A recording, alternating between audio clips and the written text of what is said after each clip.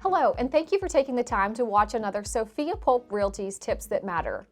Today, I would like to discuss with you fixtures and improvements here in the state of Texas. What are fixtures? Fixtures are anything that is attached to real property. Some examples of fixtures are plants, chandeliers, window treatments, fences, fireplace surrounds, items like that. Kitchen units are also considered fixtures. A refrigerator, is it built in or is it not built in?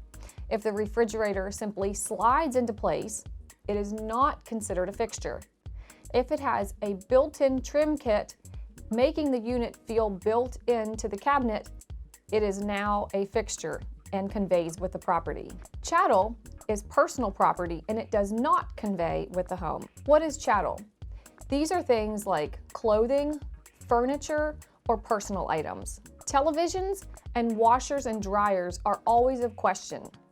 So with the television, if it is mounted, the mount is considered a fixture because it is attached to the real property. The television itself is considered personal property. With a washer and dryer, in the state of Texas, those are also considered personal property or chattel.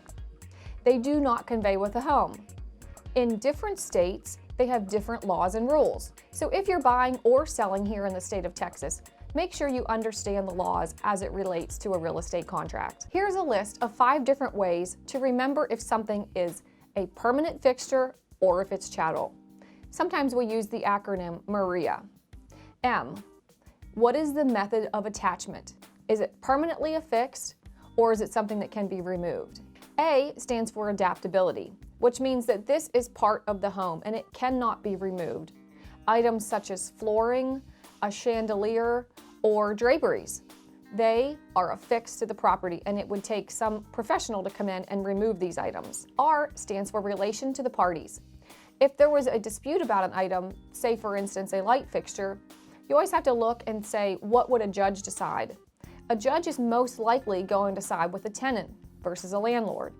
And he's also going to side most likely with a buyer over a seller. If there is an item that you want to have removed, remove it before you put your home on the market for sale. I stands for intention. Was your intention to permanently affix that item to the home when you had it installed or hung? For instance, this may be a bookshelf or a rose bush. Your intention is for it to be permanently affixed to the property.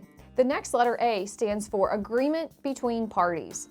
Whenever you're purchasing a property and there may be an item that you're not sure of or you want to clarify, have a list of items that are permanently affixed that you expect to stay with the property. Here in the state of Texas, we have an addendum called non-realty addendum. And this can be part of the contract and it specifically states items that are chattel, which are personal property, that convey with the home for X amount of dollars. So you can be very specific and itemize these on paper and have an agreement between all parties. If you are a home seller, my suggestion would be if there is an item that you would like to take with you that you do not want to sell with the property, remove it before listing your home. What will happen is a buyer comes in and sees this amazing dining room light fixture that you want to take with you. And when the buyer sees it and it's attached to the property, the buyer assumes that it's going to stay with the home.